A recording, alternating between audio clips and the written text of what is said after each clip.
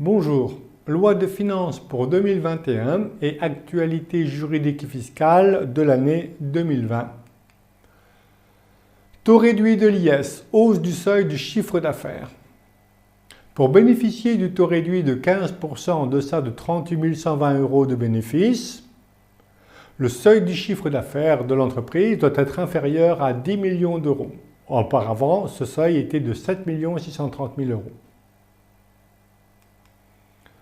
Réévaluation libre des actifs. Aménagement temporaire du régime fiscal jusqu'au 31 décembre 2020. L'intention du législateur, en autorisant la réévaluation libre des actifs, est d'accroître les capacités de financement de l'entreprise. Alors l'écart de valorisation n'est pas immédiatement imposable. Pour ce qui concerne les immobilisations non amortissables, il y a un régime de sursis jusqu'à une cession ultérieure. Et pour les immeubles amortissables, la position est allée soit sur 15 ans pour les constructions notamment, ou sur 5 ans pour les autres immobilisations. Annulation des titres pour cause de perte. Imputation des moins-values sur les plus-values de même nature au cours de la même année ou des 10 années suivantes, dans la limite du prix ou de la valeur d'acquisition des titres. Le législateur a tenu compte d'une jurisprudence antérieure. Alors, il y a l'imputation des pertes sur les plus-values lorsqu'il y a l'obligation de réduire le capital pour apurer des pertes. Sinon, il n'y a pas d'imputation possible. Formalité de l'enregistrement au service des impôts des entreprises, suppression de l'obligation d'enregistrer certains actes, tels ceux qui constatent les augmentations de capital, les réductions de capital, les amortissements de capital et les constitutions de groupements d'intérêt économique. Reste soumis à la formalité de l'enregistrement, la transformation de la société, l'augmentation de capital par rapport en nature et la cession de droits sociaux. Dépôt des actes au greffe et enregistrement aux impôts. Maintenant, il est possible de déposer les actes au greffe du tribunal de commerce avant l'enregistrement au service des impôts.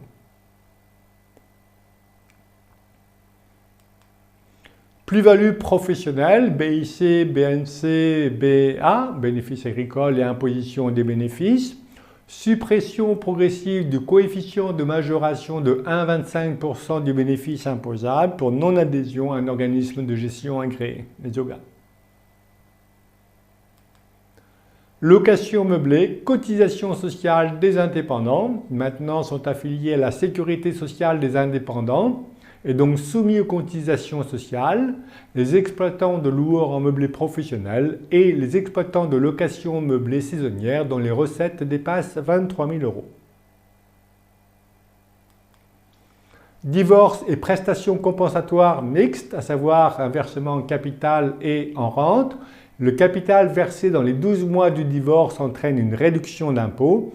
On a un alignement sur la situation d'un capital versé sur 12 mois ou plus.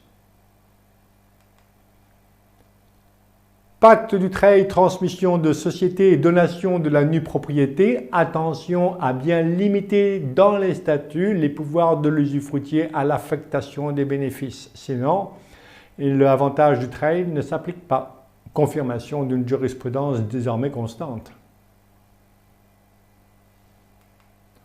Droit d'enregistrement sur la cession d'actions. Les droits d'enregistrement sur la cession d'actions sont de 1% ou de 5% si la société est à prépondérance immobilière au sens du 726.1 du Code général des impôts. Eh bien, pour apprécier le caractère prépondérant immobilier, eh bien, les immeubles par destination ne sont pas pris en compte. Ça va savoir les installations techniques. Société civile, les pouvoirs de la gérance sont déterminés par l'objet social, contrairement aux sociétés de forme commerciale.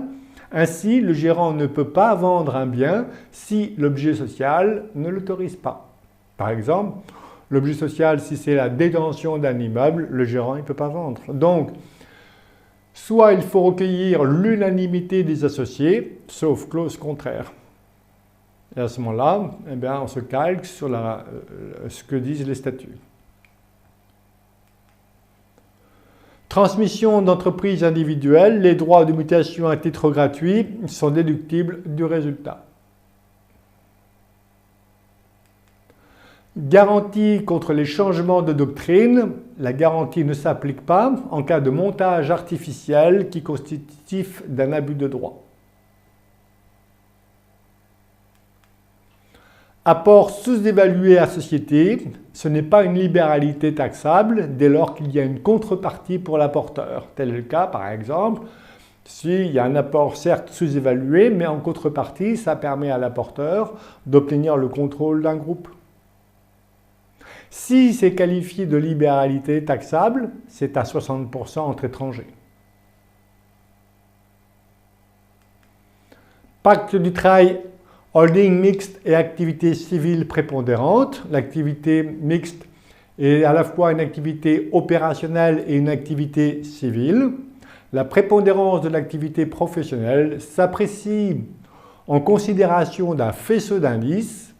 L'activité d'animation doit être principale et l'activité est présumée principale dès lors que les filles animées représentent plus de 50% de l'actif à la valeur vénale brute de la holding. Contrat de mariage bien propre qui tombe dans la communauté, y a-t-il impôt sur la plus-value? Non, en principe, sauf pour les plus-values professionnelles. Donc, pour les plus-values dites privées, le changement de régime matrimonial qui a pour effet de transférer un bien propre de l'un des époux d'un bien commun vers un bien propre ou inversement ne constitue pas une cession à titre onéreux, donc il n'y a pas matière à plus-value ni à report ni à sursis, contrairement aux plus-values professionnelles pour qui les plus-values sont directement taxables. Dommage. Impôt sur le revenu résident hors Union européenne ou de l'espace économique européen, eh bien, doit être fiscalement traité comme résident français la personne fiscalement domiciliée au sein de l'Union européenne dont les revenus de source française sont supérieurs à 75% du revenu mondial imposable. Démembrement de propriété, sanction d'une surévaluation de l'usufruit, taxation comme un revenu distribué. La situation est la suivante. Le contribuable considère que la rentabilité de l'usufruit, donc la valeur, est de 9% l'an. L'administration fiscale considère qu'elle est de 4% l'an. Eh bien, à ce moment-là, imposition à raison des revenus distribués conformément à l'article 111 du Code général des impôts. SARL, les charges sociales sur dividendes sont déductibles du résultat.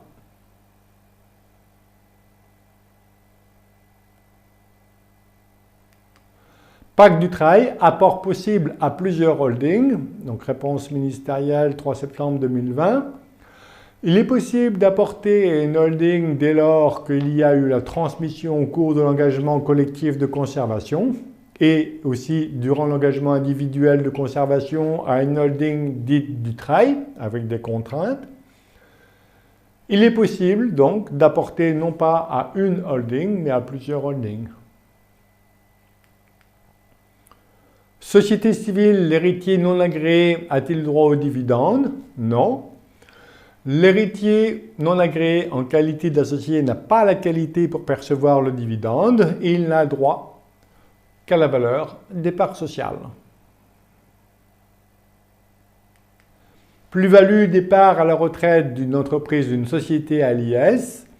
L'exercice continu de la fonction de direction eh bien, s'apprécie également si on passe de l'IR à l'IS, la période à l'IR est comptabilisée pour le calcul du seuil de 60 mois, c'est-à-dire 5 ans.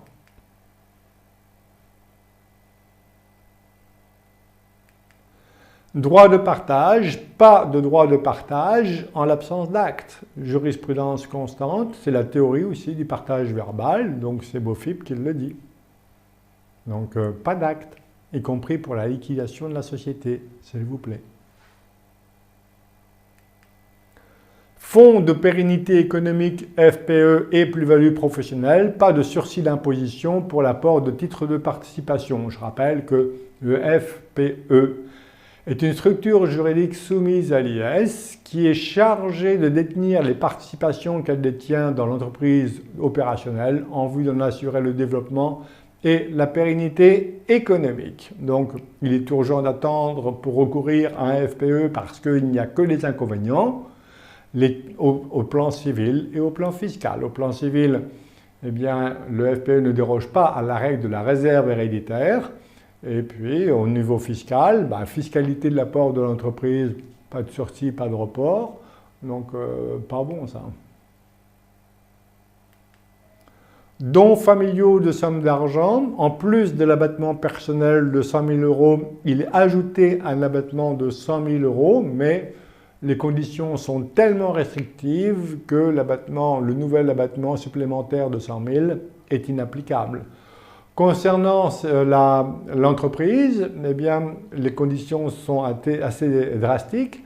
Le délai d'investissement est de 3 mois après avoir reçu le fonds. La société doit être opérationnelle depuis moins de 5 ans. Elle ne doit jamais avoir distribué de dividendes et le bénéficiaire de la donation, le donataire, doit exercer une fonction de direction. Quasi-usufruit. La vente avec convention de quasi-usufruit à but de droit pour réappropriation. Il s'agit ici, par exemple, je donne la nue propriété des titres de mon entreprise. Bon. On vend, l'usufruitier et le nu propriétaire, mes enfants, vendent simultanément l'usufruit et la nue propriété. Une convention de quasi-usufruit donne le pouvoir à l'usufruitier de consommer toutes les liquidités sans de compte à rendre au nu propriétaire. Il peut investir, il peut croquer dans l'immobilier. Bon. Eh bien, dès lors que la convention est conclue après la vente, qualification d'absence d'intention libérale et de réappropriation des fonds par le donateur. Toc, avec l'abus de droit derrière. Donc 40 ou 80%. Je vous ai mis ici les différentes décisions qui concernent le quasi-usufruit. Alors, on peut penser qu'il n'y aurait pas d'abus de droit, mais je m'en méfie, si la convention de quasi-usufruit est faite dans l'acte de donation.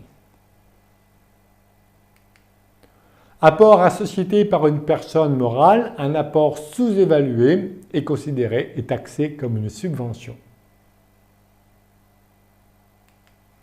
L'abus de droit, critère d'appréciation, eh bien, ça doit s'apprécier dans la situation globale, dans l'architecture globale du schéma, et non pas dans le détail, dans le montage. Ça m'arrange. Je préfère toujours partir du général, puis après on regarde s'il y a un particulier. S'il y a un avantage fiscal, on ne peut pas axer la réflexion sur ce détail pour remettre en cause le schéma d'ensemble. Donc, ouais, c'est chouette. Plus-value professionnelle. Pour l'exonération des plus-values 151 septies, on doit tenir compte des bénéfices comptables et non pas des bénéfices imposables pour le seuil. Société civile allière, les intérêts de l'emprunt contracté pour acquérir les parts d'un associé sont déductibles des revenus fonciers.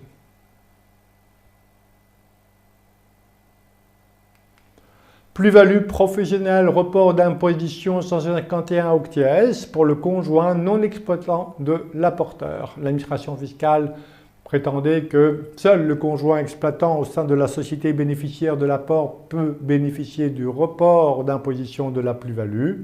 Non, dit le Conseil d'État, les deux conjoints, les deux apporteurs peuvent bénéficier du report d'imposition. Usufruit successif, y a-t-il restitution des droits de mutation à titre gratuit?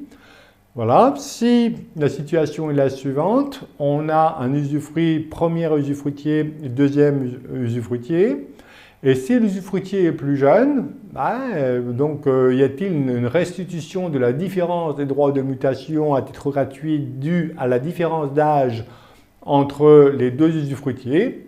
L'administration fiscale considère, réponse ministérielle, considère que oui, seulement si les droits de mutation ont été payés par le nu propriétaire. Non, s'ils ont été payés par quelqu'un d'autre, et notamment l'usufruitier. Attribution préférentielle du logement de famille. L'époux doit résider dans le logement au moment de l'attribution préférentielle, sauf cas grave. Régime mère-fille, utilisation abusive. Donc, c'est plus maintenant, c'est l'utilisation abusive, la clause anti-abus en matière d'IS, l'acquisition de sociétés ayant cessé son activité initiale et liquidé son actif, dans le but de récupérer les liquidités par le versement d'un dividende avec le bénéfice du régime mère-fille, va à l'encontre de l'intention du législateur qui est de favoriser le développement économique de groupes de sociétés. Donc 40% de pénalité plus l'imposition due. Ça veut dire l'imposition due, au lieu d'avoir le régime mère-fille, eh bien le dividende est imposé à l'IS. Oh oui, ça pique. Pacte du travail, cession à un non-signataire de l'engagement collectif avant la transmission, perte de l'avantage pour celui qui cède un seul titre. Confirmation de l'instruction fiscale. Avant la transmission à titre gratuit, les associés peuvent entre eux céder des titres, mais celui qui cède à un non-signataire perd le bénéfice pour l'ensemble de ces titres. Les autres le conservent dès lors que le seuil de 17% du capital et de 34% des droits de vote et la fonction de direction sont préservés. Encore le fonds de pérennité économique, où il est urgent d'attendre, eh bien, le décret précise les formalités de constitution. Donation déguisée, donation indirecte, qui a la charge de la preuve? C'est l'héritier qui réclame le rapport civil ou la réduction pour libéralité excessive pour atteinte à sa réserve, de prouver l'existence de la donation déguisée ou indirecte. La donation suppose un appauvrissement du donateur, un dépouillement irrévocable et une intention libérale. Révélation d'un don manuel, taxation, droit de mutation à titre gratuit. En principe, les droits de mutation à titre gratuit ne sont dus que si la révélation est volontaire. La Cour de cassation décide que les explications ou la fourniture de documents comptables par le contribuable à l'administration est considérée comme une révélation du don manuel qui entraîne sa taxation. Retrait d'une société civile pour juste motif, occupation gratuite de logement par un autre associé. La situation est la suivante. Un ancien associé occupe gratuitement le logement. Le nouvel associé qui a de faibles revenus est autorisé à se retirer.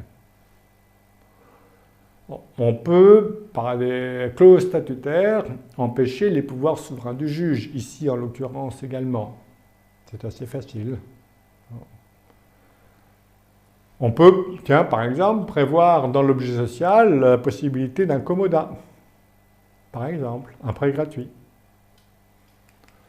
Tarif des notaires, donc modification des tarifs des notaires. Et le notaire peut consentir un taux de remise pour certains actes. Je vous ai mis ici le tarif des notaires avec les articles de référence. Départ à la retraite du chef d'entreprise. L'abattement ne s'applique pas au titre cédé par le concubin notoire, oui pour le conjoint, oui pour ceux cédés par le partenaire pacsé, mais non par le concubin, y compris s'il est notoire. Succession, preuve du remboursement du prêt accordé par le défunt, c'est à l'héritier bénéficiaire du prêt d'apporter la preuve. On a vu précédemment que c'est à l'héritier qui demande le rapport d'une libéralité de prouver l'existence de la dette, mais dès lors que l'existence de la dette est prouvée, c'est au bénéficiaire du prêt d'apporter la preuve du remboursement. Prestation compensatoire mixte avec capital versé dans les 12 mois. Eh bien, on a vu que maintenant, pour la loi de finances pour 2021, justement, a rectifié le tir après l'arrêt du Conseil constitutionnel. Donc, déduction du revenu imposable. Abus de droit fiscal, abus principalement fiscal. Donc, voici les commentaires donc, de BOFIP. Le abus de droit, abus principalement fiscal, n'a pour objet d'interdire aux contribuables de choisir le cadre juridique le plus favorable au point à deux solutions comparables. Nul n'est tenu de choisir la voie la plus imposée. Voilà, mais deux éléments nécessitent l'abus de droit, la qualification de l'abus de droit fiscal, un élément objectif et un élément subjectif. Un élément objectif, l'utilisation d'un texte à l'encontre de l'intention du législateur, un élément subjectif, et c'est là où ça blesse, la volonté principale d'éluder l'impôt. Donc, toujours raconter l'histoire. Pacte du travail et activité civile prépondérante, annulation du critère de l'actif brut pour la définition de l'activité civile prépondérante. Alors, l'administration fiscale avait établi que pour établir l'activité civile prépondérante, il y avait deux critères, celui du chiffre d'affaires et celui de l'actif brut immobilisé. Donc dès qu'il y avait un immeuble non affecté, non utile à l'activité opérationnelle de la société, on avait le critère de l'actif brut qui excluait pas mal de l'entreprise du dispositif du travail. Donc, et d'ailleurs, elle était inadéquate, cette exigence-là, et donc suppression par le Conseil d'État. IFI et résidence principale détenue par une société civile, il n'y a pas d'abattement de 30%. L'abattement de 30% en matière d'IFI s'applique lorsque l'immeuble, la résidence principale, est détenu en direct, pas lorsqu'il est détenu par une société civile. Mais, cela étant, il y a une tolérance de l'administration fiscale pour pratiquer un abattement jusqu'à 20% pour illiquidité des parts. Je vous remercie. À bientôt.